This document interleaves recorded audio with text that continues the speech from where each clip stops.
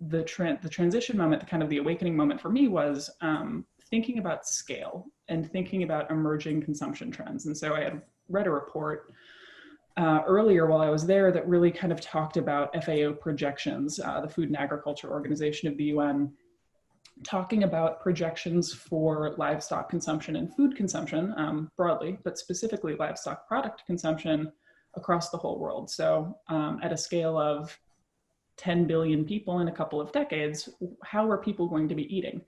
And the trend was very, very significant around more and more meat and dairy. Now, the costs of doing that, just because I know these systems very well, animal production is by definition extensive. It's by definition something that takes up a lot of land and a lot of resources, specifically cattle production systems. And there's nothing, there are things that you can do to kind of manage around that, but you can't get around the fundamental reality of an animal metabolism, an animal that's alive for a long period of time, that takes up a lot of space and eats a lot of food.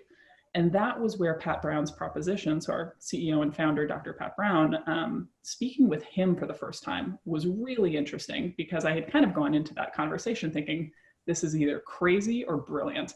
And his proposal was, look, if you can't steer people away from these products, if you can't bridge this consumer awareness gap around the impacts of our food system, and you can't necessarily address it through the production system that's feeding into those products, you've got to create something better. You've got to do something that meets the consumer where they're at, that can be vastly more sustainable. And so his solution is plant-based meat.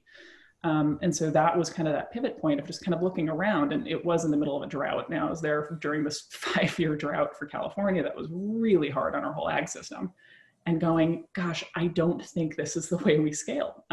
It's an issue of diversification. And so that to me was kind of this turning point of, there's a different way to do this.